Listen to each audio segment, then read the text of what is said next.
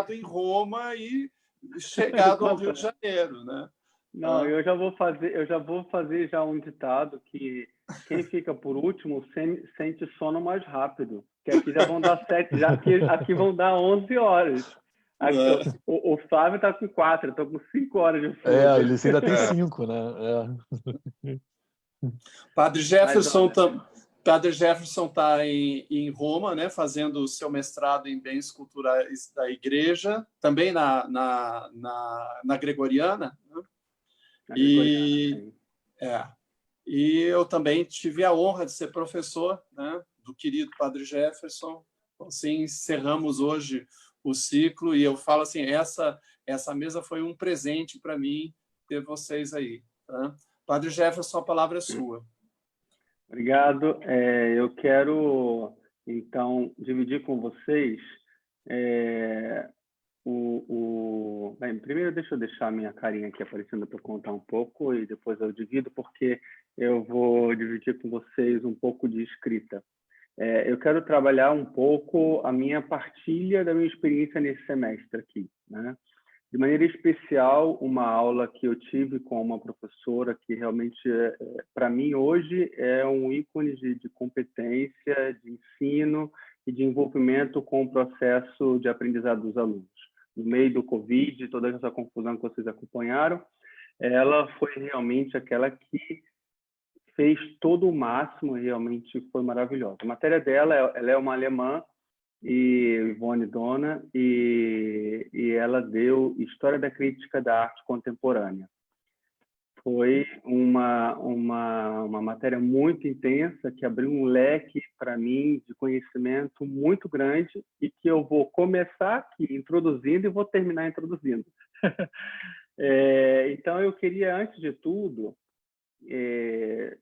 colocar aqui para os convidados, para quem está assistindo a gente, sobre a palavra teoria, porque muitas vezes, dentro do nosso ritmo acadêmico, a gente já vai para a academia já com um preconceito, ou talvez um mau humor, ou uma indisposição para enfrentar as teorias, como se fosse alguma coisa tipo o mal necessário para eu aprender alguma coisa, eu tenho que passar por essa coisa chata que é a teoria. Eu tive uma experiência muito positiva com essa professora alemã dentro desse campo da teoria, mas de uma humanização fabulosa. A gente fala de história da arte dentro de um campo de ciências sociais e humanas, mas muitas vezes na prática de ensino se falta um pouco disso. Então eu vou dividir um pouco com vocês esse mapa que eu criei aqui, para justamente a gente entender. Me digam quando vocês já assistirem, quando vocês verem a tela dividida. Já conseguem ver? Sim, perfeitamente. Okay. Então, eu quero trabalhar um pouco com vocês uma teoria rápida, depois eu vou dar um exemplo disso. Então, muitas vezes a gente pensa na produção direto.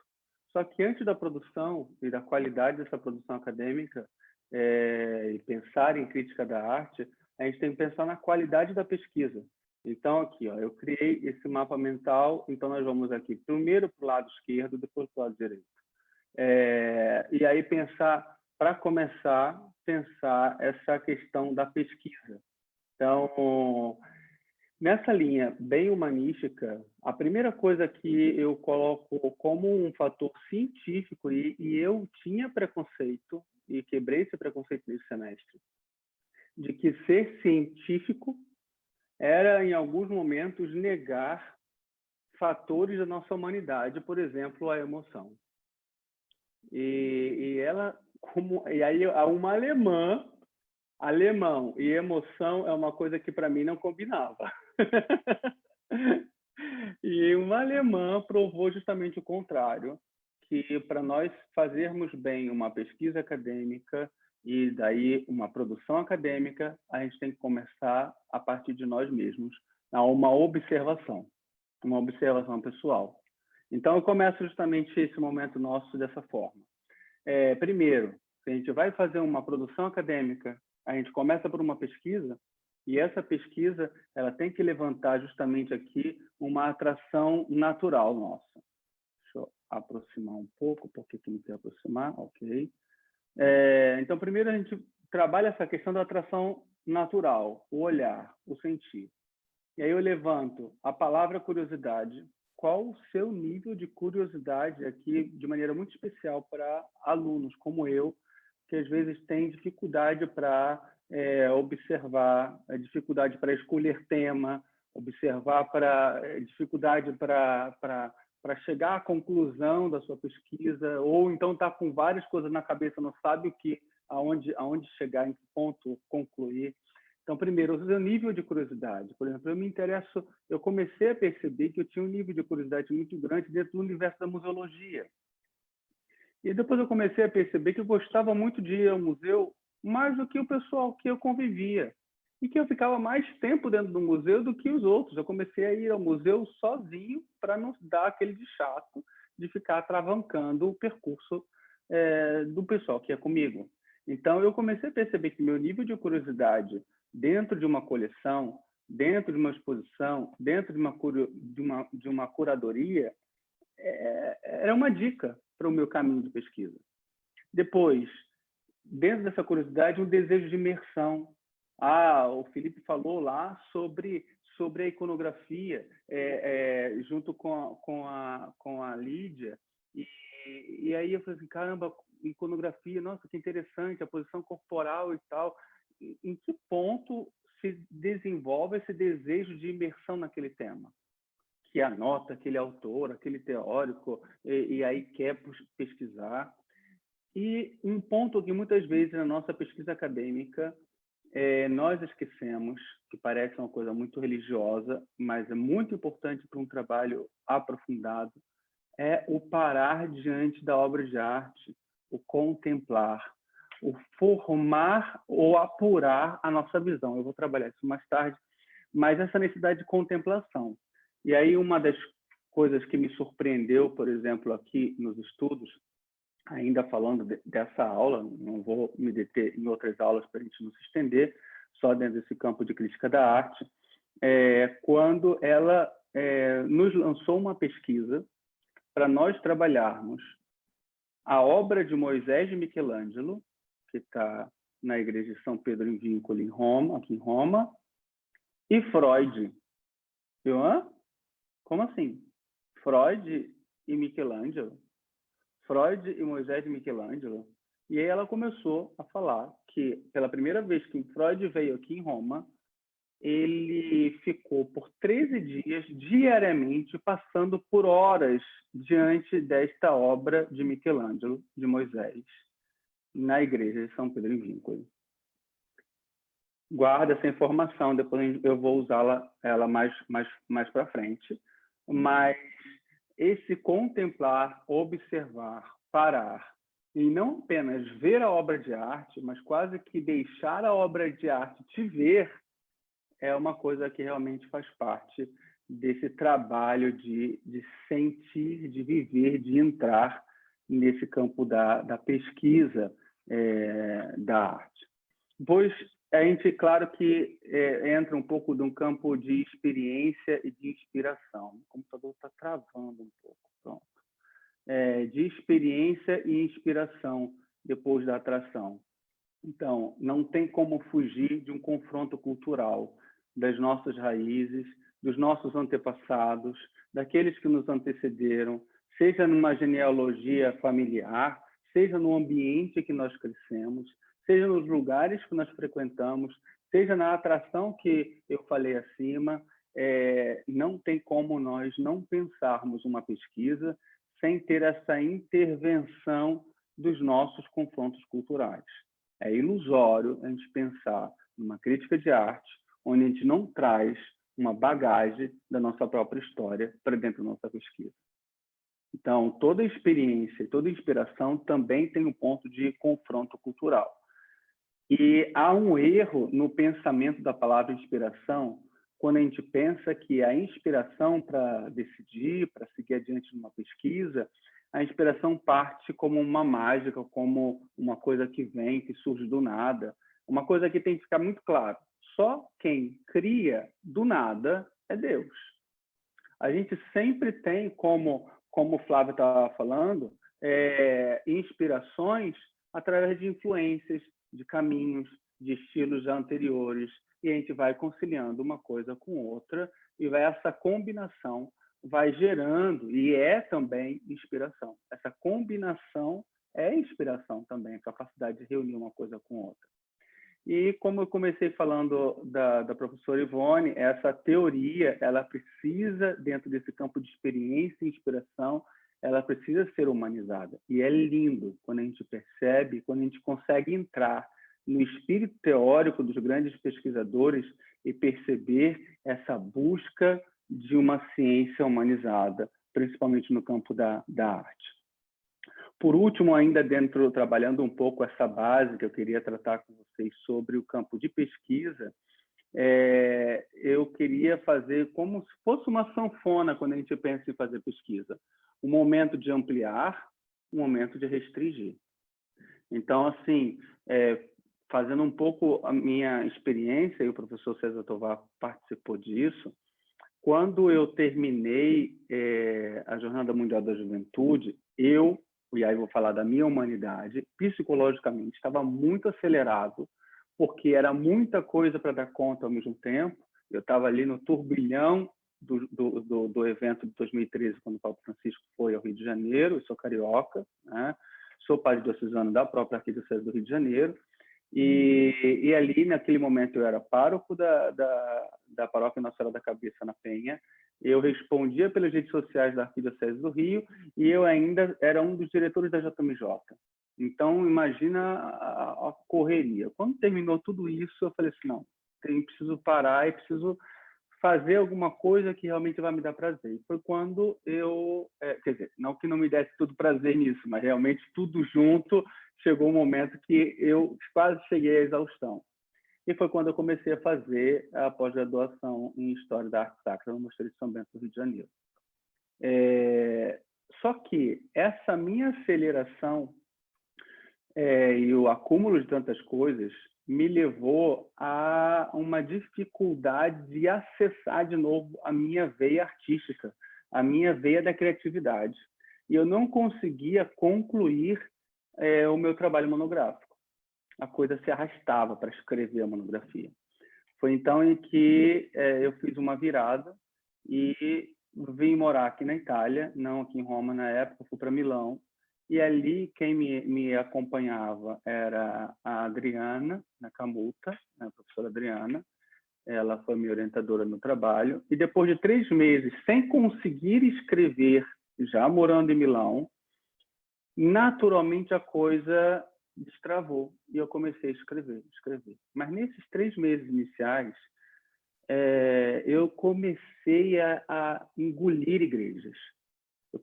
Eu comecei a apenas observar, olhar, e isso não era um processo racional. Então, por isso que eu coloquei aqui um movimento de ampliar uma experiência panorâmica não racional, porque é justamente uma experiência com o belo. Uma experiência de pesquisa, ela precisa passar por uma experiência pessoal. E ali, depois que eu comecei a escrever, a Adriana chegou a um certo momento, depois que eu entreguei já um pouco mais de páginas para ela escrita, ela falou assim, Jefferson, você está escrevendo ainda? Eu falei assim, claro, sou eu que estou escrevendo. Ela falou assim, Jefferson é outra pessoa que está escrevendo. A sua veia artística, a sua veia da criatividade está destravada. Palavras dela, eu me lembro como se fosse hoje. E aí que a minha ficha caiu, que eu estava escasso da contemplação do belo. Por isso que eu, nessa live, faço muita questão de, antes de falar de produção e falar de pesquisa, e dentro da pesquisa, falar da experiência e inspiração para vocês. E aí, nesse movimento de ampliar, falar de não racionalização, apenas ir para observar, apenas contemplar cores, formas, estilos, movimentos, arquitetura, apenas observar, sem pretensão nenhuma de desenhar, de escrever, de resumir, de analisar, de concluir, de nada, apenas olhar. Por quê? Porque a gente está passando hoje pela crise do olhar, pela crise de pensamento. Então, a gente quer logo concluir. E muitas vezes não tem que concluir. Como você estava falando antes, não é levantar a mão, perguntar e ter logo a resposta. A gente está numa dinâmica de sociedade muito imediatista. E quando a gente fala de crítica da arte, pesquisa, produção acadêmica dentro do campo de arte, ainda mais de arte sacra ou de arte religiosa, como seja, a gente tem que perder tempo, ou melhor, investir tempo, ou melhor, se perder no tempo diante da arte. E aí, claro que depois desse momento não racional, a gente precisa restringir, a gente precisa abrir o leque, escolher uma das paletas de cores e ali começar a se debruçar nisso. Ali, claro, que a gente tem que entrar num campo de disciplina, de insistência técnica na paleta escolhida. Eu coloquei dessa maneira informal para justamente ficar bem claro. Aí sim, a gente, depois desse desejo de começar a entrar dentro do campo de produção, eu parto para o outro lado. E está dando para ver certinho? Tá todo mundo acompanhando? Tem alguma dúvida? Alguma coisa? Sim, tudo Aí ok. Sim, eu entro... Ok? Tá tudo ok. Tá, dá para ver certinho. E aí sim, dentro dessa questão, a gente parte aqui para arte e teoria, sem medo da palavra teoria, né? E lembrando que a arte é uma realidade da vida. Então, a teoria ela não entra como inimiga da nossa vida e nem da produção artística, nem muito menos da produção acadêmica. Então, enfatizo aqui como teoria a escuta dos que nos antecederam, entender essa equação pensador mais os conceitos, e aqui a gente pode abrir vários outros detalhes dentro do que é esse pensador, do que são esses conceitos. Lembrando a palavra vida, né? Lembrar que todo pensador viveu num certo tempo, com uma certa experiência, com outras pessoas, uma certa sociedade, com crises, com vitórias, com fracassos, com experiências inúmeras. E todo o conceito que surge desse pensador vai passar pela vida desse pensador. Então, a gente vai conseguir, como uma crítica de arte, na metodologia correta, e aí ampliando o leque de crítica, de observação, ver as sutis peneladas nos conceitos dos pensadores como interferência da sua própria vida. E aí é conhecer sem medo de continuar, né? Conhecer sem medo de continuar sendo livre para escolher. Então, não é que a gente vai estudar teorias que a gente vai perder a nossa liberdade de criar as nossas teorias, de observar movimentos, assim como o Flávio está aí começando a buscar uma coisa e outra, e ali fazer suas opções de formas livres. Então, perder o medo desse caminho da teoria. A nossa cultura brasileira ainda é muito breve e escassa, e muitas vezes a gente, num panorama internacional, né, falando num panorama internacional, claro que a gente tem muita produção muito interessante, a gente vai morrer estudando coisas do nosso Brasil que já foram produzidas, a gente não vai conseguir chegar a uma conclusão geral do que nesses 500 anos nós já produzimos de conhecimento. Mas não tenhamos medo de teorizar e de criar novos movimentos teóricos dentro da produção acadêmica. O estudo de metodologias, como disse, é também uma expressão do nosso humanismo, né? Então, não é que... E eu tinha um pouco desse preconceito, que falar de teoria, de falar de metodologia, era deixar de lado algumas coisas pessoais. Não, eu tenho que ser crítico, científico, teórico, então isso aqui não. Claro, a gente vai seguir critérios científicos, mas a gente não pode jogar nossa humanidade fora para criar esses critérios. E aí, por último, dentro desse pensamento de arte e teoria, recriar dentro de si o modo de pensar dos autores. E aí sim, aquilo como eu falei antes sobre imersão, no ponto da pesquisa, a gente pesquisar a vida daquele autor, daquele teórico, né? E não tentar concluir sem entrar na vida dele, sem fazer um estudo mais aprofundado de quem era aquela pessoa, sem o anacronismo, sem tentar, com a nossa cabeça hoje do século XXI, concluir a realidade de outros séculos que tinham uma realidade completamente diferente, mas tentar justamente puxar esses pensadores para dentro da gente. E aí, esse ponto de estudar os críticos de arte então, como já falei, e estava falando sobre Freud, treinar o olhar, treinar a intuição. Freud, ele tinha uma origem hebraica, e Moisés chamava ele para essa origem. E isso despertava, e essa raiz pessoal mexia com a intuição dele. Foi a partir daquela obra ali que ele levanta algumas questões das teorias de Freud, né? Então, é essa observação afinada que a gente precisa ir treinar e parar mesmo diante de uma obra. Uma pergunta que eu faria para vocês agora, para justamente depois vocês exercitarem um pouco disso, é: qual a obra que vale a pena para você parar e ficar diante dela sem cronometrar o relógio? Qual a obra, qualquer que seja, escultura, pintura, arquitetura, que seja, que te atrai o suficiente de você perder o tempo observando ela?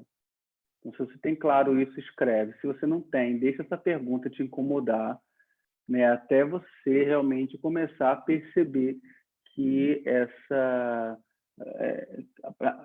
obra vai ajudar você a afinar o olhar, afinar a intuição.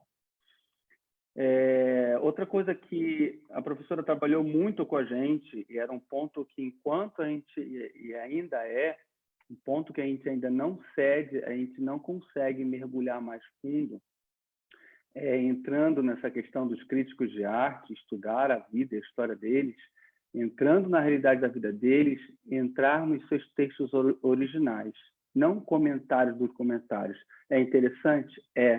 Mas como é importante a gente buscar, mesmo que já seja traduzido, né, como no meu caso, eu já tenho fluência no italiano, mas o alemão não. Então, eu tive contato esse semestre com muitos autores alemães e que eu não conseguia ler do original, mas eu busquei em outra língua o texto traduzido. E ali a gente começa a se confrontar com as particularidades daquele autor. Bem, aqui eu já falei sobre a crítica da arte que abraça a realidade da humanidade, e aí eu vou chegando aqui a um ponto para fazer uma virada para vocês pararem de olhar letras e começar a ler e ver figuras.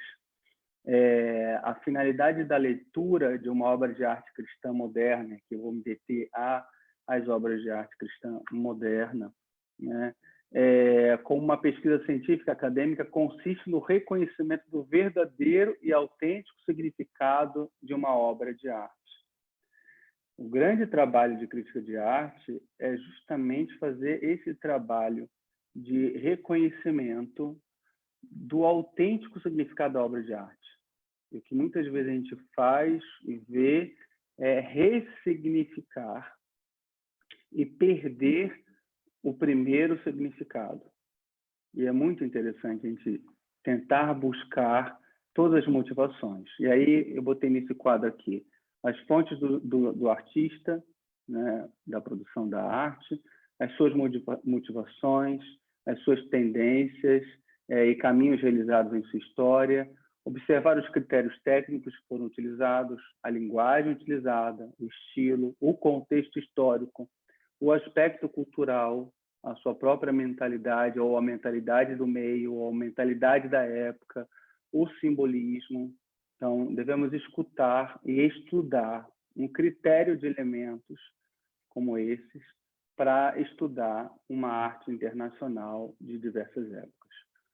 Para concluir, aí já é uma outra matéria, fora de crítica da arte contemporânea, que foi um critério que eu estudei num seminário sobre as capelas de Rafaelo, que são essas 9 perguntas aqui. Então, para restituir o significado original da obra de arte, a gente vai seguir essas 9 perguntas para uma capela, que vai ser a Capela Chigi, da igreja de Santa Maria del Popolo, na Piazza del Popolo, em Roma. Então, a gente vai seguir o que é essa obra de arte, né? Deixa eu ampliar um pouco. O que é essa obra de arte? Né? Aqui são as palavras em latim que o pessoal dava antes, né? Cômodo, né? Como essa obra foi realizada. Quis, né? Quem fez essa obra de arte, né? No caso, a gente vai entrar nessa capela de Rafael, né?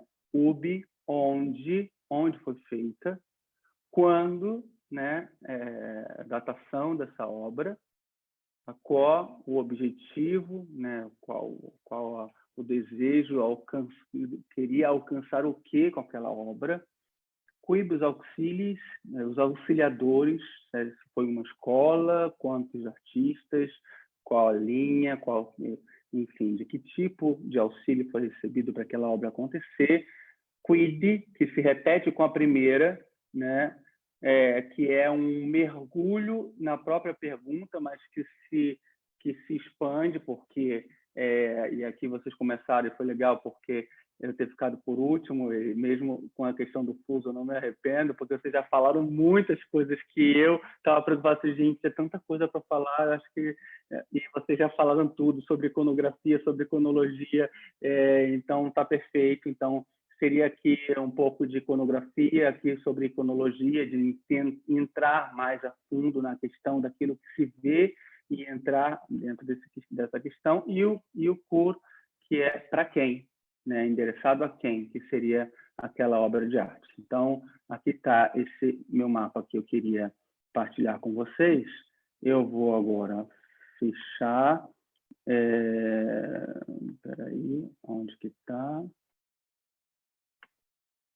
Vocês conseguem ver a Capela Chigi? Não? Ainda não. Tá, Ainda então não. deixa eu tenho que fechar essa... Oh, meu Deus. Agora... Estava tão certinho o negócio aqui. Eu agora não estou encontrando aonde... Ah, ok, achei. Pronto. Deixa eu dividir com vocês, então, essa apresentação da Capela Chigi. Então, quem já veio a Roma, quem não veio a Roma. Então, a primeira pergunta seria o quê? Né? O que seria essa capela? Então, essa capela está dentro dessa igreja, né, da Piazza del Popolo, a Basílica Santa Maria del Popolo, em Roma. Então, a capela é esta aqui, tá? Então, a parte frontal da capela é essa, tá? A apresentação está em italiano, porque eu peço desculpas por isso, porque eu tive dificuldade esses dias que meu computador não está conseguindo aparecer fotos. Inclusive, eu queria separar algumas fotos para mostrar para vocês de forma maior, mas enfim. Então, dentro dessa capela, e pensar que toda a capela aqui, ela tem algumas características claras para aquela época, e uma delas é ser uma capela mortuária e acolher os restos mortais de uma figura ilustre. Então, a gente vai entrar aqui nesse o quid, que seria a iconologia. Então, essa capela é uma obra completa de Raffaello Sanzio, de Rafael, que a gente chama, né? Então, é uma capela que tem arquitetura, tem escultura e tem pintura. É a obra completa de Rafael, a capela completa, enquanto tantas outras obras, tantas outras capelas de Rafael são apenas alguns elementos, essa tem os 3 elementos. Existe, então, nessa capela uma cúpula, um altar principal e uma cripta. Só para vocês lembrarem, só talvez alguém lembra dessa capela, quando eu falar do filme Anjos e Demônios, de Dan Brown. É justamente o exemplo do que a gente academicamente não deve fazer. A gente não deve criar interpretações fictícias, como foi feito, que é apenas uma ficção, né, dentro do pensamento do autor, da encomenda artística e tudo mais. Então, quando no filme fala da cripta, fala da cúpula, se cria todo um enredo completamente distante do objetivo da obra. Então, dentro da cúpula existem mosaicos, existem 8 janelas, né, com tamburos nessa cúpula, né, 4 grandes arcões, arcos monumentais, que traz também um pouco de influências de arquitetura antiga, as 4 estátuas, enfim, eu vou descrevendo aqui, não vou começar a entrar em todos os detalhes que eu vou mostrar para vocês, baixo relevo e tudo mais. Esse aqui é um dos desenhos que o próprio Rafael fez, né, para estudar o projeto, né? Então, é o projeto mais completo de Rafael, né? Arquitetura, escultura e pintura. Aqui a gente já está colocando aqui a questão da técnica e o conceito da beleza, né, no sentido interno. E aí a gente vai ter que entrar em questão de filologia, né? Então, entrar num fio condutor de decoração que existia em 400 e 500, né, o século V e VI, a questão da decoração ilusionista, a questão da tipologia, dos monumentos sepulcrais, e aqui esse triângulo aqui é uma coisa pensada por Rafael, que faz menção a essa tipologia sepulcral, com toda uma simbologismo do triângulo, né? A técnica da arte do vitral. O primeiro exemplo de vitral em Roma é dentro dessa capela, né? É uma outra inovação que Rafael traz. O que é interessante analisar dentro dessa capela é que ela é um microcosmos com Deus Pai. Então, aqui traz a pureza das formas geométricas, a questão da filosofia, do neoplatonismo, a estrutura linear. Então, tudo isso é muito estudado, né? Não é apenas uma questão estilística, não é apenas uma questão estética, não é apenas uma contraposição ou uma harmonia, mas é muita observação e estudo para ver o que vai colocar, o que não vai colocar. Então, esse também é outro ensaio do que depois Rafael, da cúpula dessa capela. Aqui é um pouco dos tamburos que a gente vê fechando os arcos da cúpula, e são as 4 estações, né? Os próprios desenhos e depois as execuções que não foram feitas por Rafael, né? Mas, e é o que a gente vai falar depois, né, de quem o auxiliou, né? Então, mas quem é Rafael? Quem representava Rafael? Então, pensar numa obra de arte é pensar naquela personalidade, naquela pessoa. Então, naquele momento em que ele é chamado para fazer aquela capela, ele vivia de que maneira? Aonde ele vivia? Ele já vivia em Roma. Por que ele foi chamado para fazer aquela capela, né?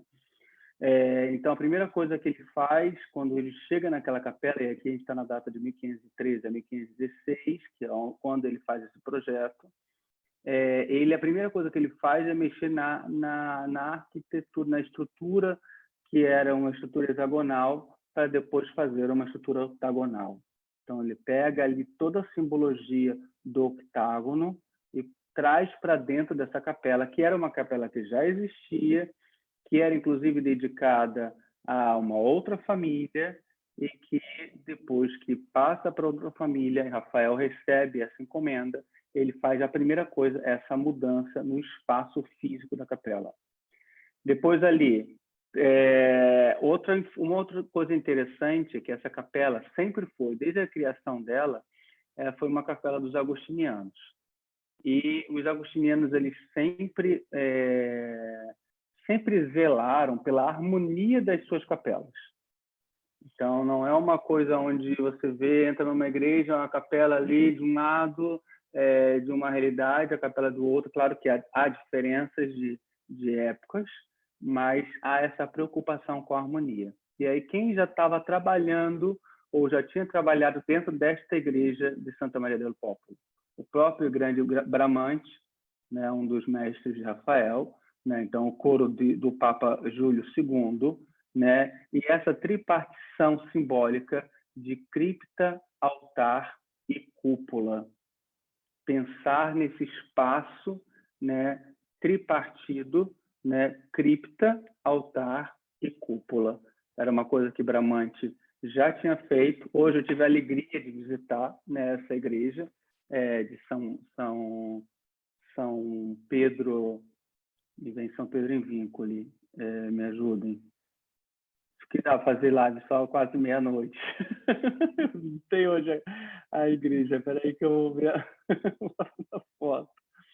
Mas é uma influência de Bramante, que foi justamente, na época, paga pelos espanhóis, e que Rafael, quando ele chega, ele vai fazer essa São Pietro e Montório, então, ele vai fazer também essa tripartição do espaço dessa capela em cima dessa influência de Bramante.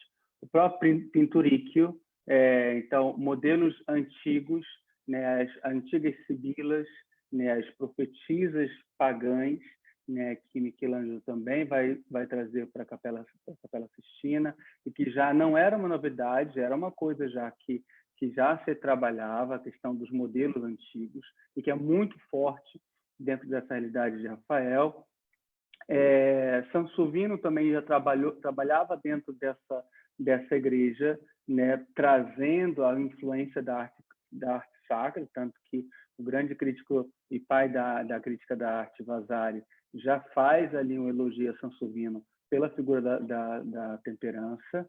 E, por último, aquela particularidade dessa capela que abre a arte dos vitrais em Roma por esse francês, Guglielmo Martilau, que é chamado para fazer o que se tem de vitral lá.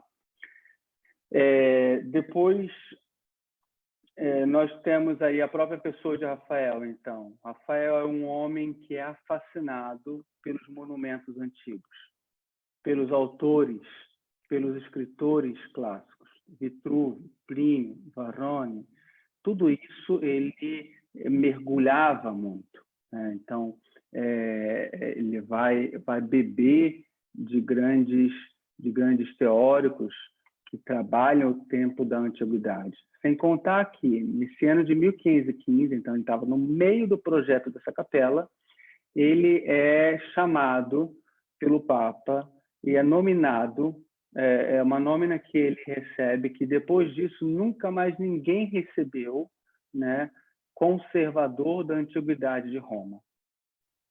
Então, uma das grandes frases que ele fala, né, então, eu quero encontrar a bela forma dos edifícios antigos.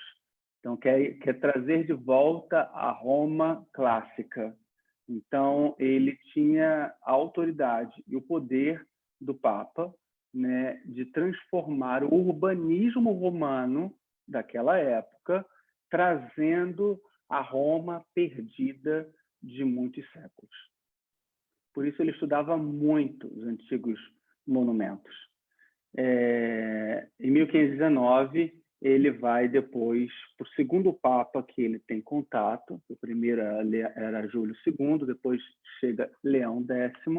Ele vai escrever uma carta, e é belíssima essa carta, vale a pena você buscar e ler essa carta, da preocupação de Rafael com a beleza clássica. o belo como filosofia, o belo que nos reporta ao mais profundo da nossa essência. Depois ele vai falar sobre, assim, o próprio arco aqui, o próprio arco aqui na entrada aqui da capela é também uma influência do Pantheon. Então ele traz essa influência do Pantheon para dentro da Capela Kid, né, com esses arcos do ingresso. Só para você entender um pouco de arquitetura dentro dessa capela, então nós temos aqui, e aí trabalhando um pouco aonde foi feita essa capela, né, UB, quando a gente já trabalhou, e a quem, o objetivo, na verdade, o objetivo dessa capela. Então, a capela que dentro de todo o complexo da Basílica, ela é a segunda capela da nave esquerda, aqui onde está o número 22, tá? Dessa igreja agostiniana que eu falava sobre essa harmonia espacial.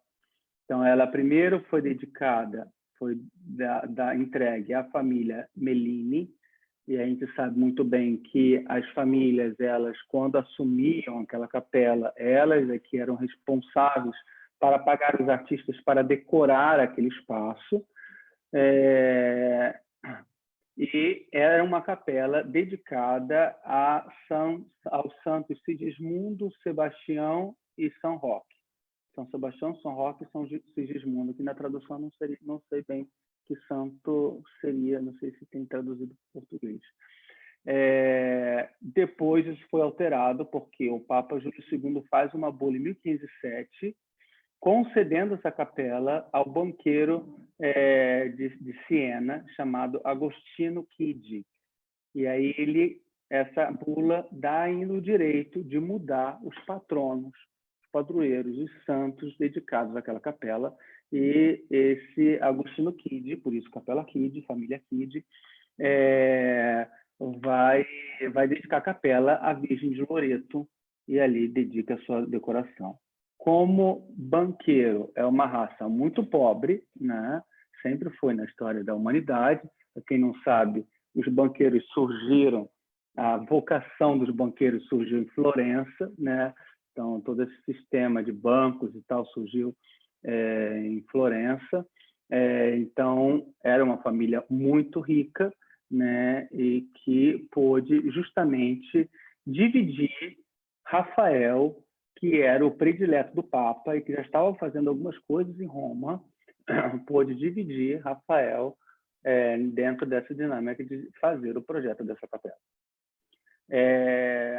Então, entre os anos de 1530 a 1554, né, e aí a gente está falando aqui já de Rafael, que já morreu, né, se completa a Capela Chigi com intervenção e aí a participação de outros artistas, Sebastiano del Piombo, né, que faz a pintura do altar principal, e Francesco Salviati, que faz as alegorias, as esculturas, faz as pinturas das estações lá dos tamburos da cúpula. Essa é a pintura do altar principal, tá? Que é a Natividade da Virgem Maria. Tá? Foi pintado nos anos de 33 e 34.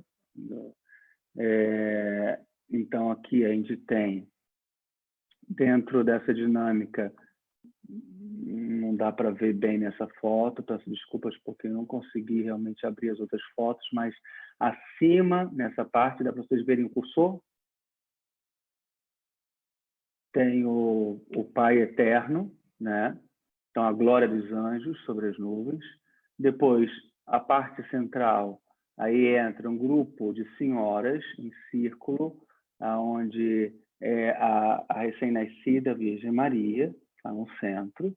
Depois, aqui, na parte aqui, eu dou um zoom, nessa parte aqui, nós temos Santana, né, a mãe, sendo cuidada, né, assistida por algumas amigas. Ao centro, São Joaquim, né, que recebe ali um objeto de um homo, e aí tem uma questão de perspectiva também, Parem aqui também, que dá para ver um pouco, né? E aqui ao lado, um pouco, outras senhoras que cuidam das roupas do parto, né? Então, essa cena é uma cena de prospecção pela porta, né? E é uma iluminação de uma pintura de forma não natural. Então, porque aqui a gente vê que a luz vem de frente, mas a porta está atrás. Então, tem todo esse campo de iluminação já traz já uma mensagem a ser dita. Pronto, aqui dá para vocês verem melhor a composição do Pai Eterno e a divisão dos espaços da pintura. Então, qual o tema? Aqui eu não vou entrar muito, porque entra muita questão de história, mas há uma discussão do tema da pintura principal, porque, no final das contas, foi a Natividade de Nossa Senhora, mas tem estudos na Inglaterra, de pinturas, né, de projetos de Rafael, de desenhos, de bolsos de Rafael, onde se traz um outro programa, né? Então, a Assunção de Nossa Senhora, e aí dentro do panorama do espaço, do microcosmos da capela, é interessante também pensar essa possibilidade da Assunção e não da Natividade de Nossa Senhora, né? Quando, inclusive, Rafael faz aqui o projeto, tem algumas coisas que realmente se aproximam. Eu vou pular um pouco isso, mas essa questão aqui da pirâmide, né, que são os dois restos mortais de Sigismundo e de Agostinho Chigi. A pirâmide, símbolo cristão do triunfo da morte, é ligada à mitologia egípcia, né, como todo mundo já sabe, né, a sabedoria, né, que Rafael traz desses trabalhos do antigo, né, da antiguidade, do classicismo. Então, aqui a gente tem um pouco essa visão do final aqui das pirâmides, né? Das lápides estão aqui no canto, e aqui um pouco o composê da cúpula, né? A técnica de mosaico ao centro, né? O Pai Eterno é feito em mosaico, então é uma tradição já paleocristã, né? Então ele já puxa já a arte paleocristã. Aqui ao redor nós temos os motivos de constelações, então a origem antiga, o uso aí da questão dos deuses, dos planetas, né? Então todo esse trabalho que já era utilizado, né?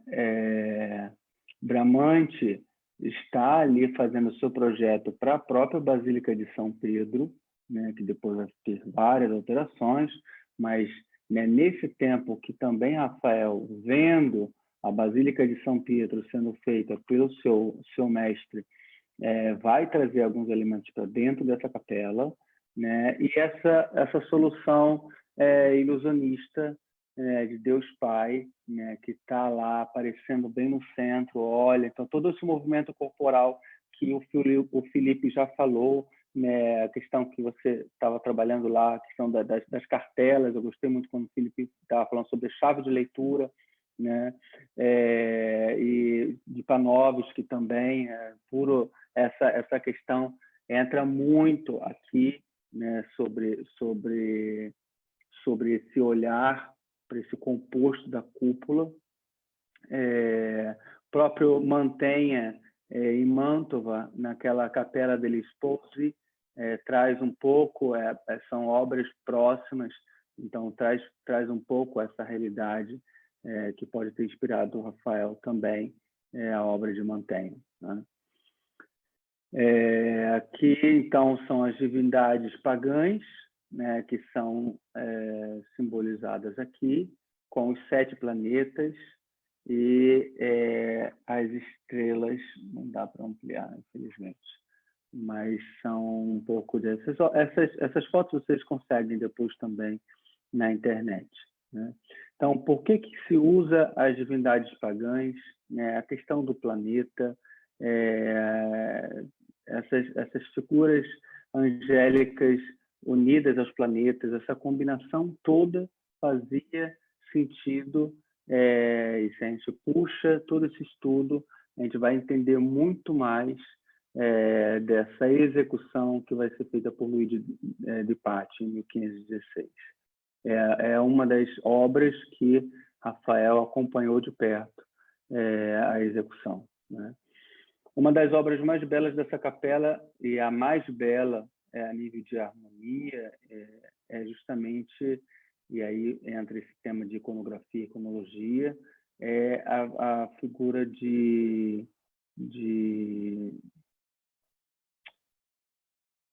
me fugiu agora o nome, de Jó, né?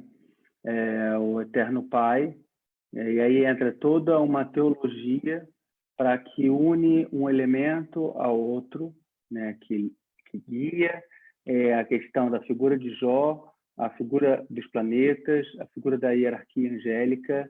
Então, entra a questão da astrologia em chave cristã. Então, aí se a gente vai olhar, vai ver como a gente muitas vezes vê em catedrais, o símbolo do zodíaco e tudo mais, e a gente vai pensar, mas como assim? É zodíaco dentro de uma igreja católica ou é mais horóscopo? Como é que é isso? Então, justamente trazer, não fazer uma interpretação da realidade de hoje, mas puxar como se usava esses símbolos daquela e naquela época, né? Tudo símbolo que puxava do terreno à imortalidade. Então, eu falei desculpa, Jonas, né? Jonas e a baleia, né? Então a gente vê aqui, essa é a imagem que não apenas Rafael projetou, pensou, mas acompanhou quem a fez. Foi a única obra escultura, que hoje são 4 esculturas que tem nessa capela, mas a única que foi acompanhada por Rafael foi a de Jonas, né? Aqui, então, ainda trabalhando essa questão do para quem, eu já tinha falado um pouco, né, dos defuntos Agostinho e Sigismundo. Jonas, ele vai percebam o estilo entre essa escultura e essa escultura. Então, aqui é uma escultura muito mais clássica do que essa que já tem suas tendências barrocas. Então, de Jonas para Elias, há uma diferença estilística muito grande. Jonas, ele tem esse estilo simples, né? Traz esse tema do simbolismo da ressurreição de Cristo, né? A salvação do fiel depois da morte. A gente está falando de uma capela mortuária, a gente está falando de um símbolo bíblico de ressurreição, de desejo de vida após morte. Elias, ele vai prefigurar também outra coisa que dentro da dinâmica da morte vai fazer muito sentido, vai prefigurar a ascensão de Cristo. Então, o profeta, e aí também o Felipe trabalhou a questão lá da carruagem de fogo, né? Não entro nisso, mas o profeta que, antes de ser elevado ao céu, né, se nutre no deserto por um anjo que o sustenta, né, e símbolo da Eucaristia e tudo mais, uma prefiguração eucarística e também a prefiguração da ascensão de Cristo, né? Depois, a própria família Kid vai ter, depois de anos, vai ter um cardeal na sua família, e esse cardeal vai fazer intervenções também artísticas ali, depois de anos, com Bernini, e essa imagem é feita justamente por Bernini. Não só apenas essa imagem, mas também as outras 2 imagens que ficam de frente a essas outras que eu mostrei, que é de Daniel e de Abacuque. também entrando e completando esse simbolismo de salvação com a ajuda da providência divina. Então, os símbolos da baleia, do anjo, do leão e do serafim. Então, é um pouco do que eu queria trazer para vocês. Deixa eu ver se eu consigo aqui só pontuar aqui o último questão que eu queria só fazer menção que vocês também tocaram, que é o que o Felipe estava falando sobre Panofsky, iconografia, iconologia. É uma coisa que me chamou muita atenção, que outro teórico alemão, além de Panofsky, foi Walburg. Ele entrou em tantos temas interessantes e eu tenho estudado um pouco sobre esses elementos de iconologia que o luto de Cristo, a morte de Cristo mantém, não apenas essa inovação que ele cria, mas o elemento aqui da mulher que chora, a posição da sua mão, o lenço branco dentro do panorama iconográfico, iconológico, traz todo um ponto que hoje se fala, inclusive pegando os estudos de Walburg, de neurociência e arte, e neurociência e arte sacra. Então, é uma coisa que me deixa muito curioso, né, o campo de neurociência e arte sacra, e se vocês souberem algum caminho de pesquisa nesse campo, depois me mostrem, porque eu estou pensando em me aventurar nesse campo. Então, um pouco sobre crítica de arte contemporânea, não abandonando critérios das obras dos seus tempos, dos seus autores, ou daquelas questões das 9 perguntas. Dei esse exemplo da Capela Kid, mas claro que vocês podem colocar isso em prática com tantas obras, como vocês apresentaram várias obras aí, podem usar essas 9 perguntas. Claro que não nesse esquema metodológico, claro que vocês viram até na própria apresentação que a coisa, né, flui, né? Então, uma pergunta entra na outra e não precisa ser naquela ordem, mas através dessas perguntas a gente consegue ir muito mais fundo no sentido original da obra de arte e aquilo que realmente vai acrescentar a gente. Obrigado ao nosso querido Museu de Arte Sacra, da qual eu dediquei minha monografia do Mosteiro de São Bento, e ao meu querido professor, eterno mestre, e a todo o pessoal que acompanhou aqui. Obrigado, Padre Jefferson.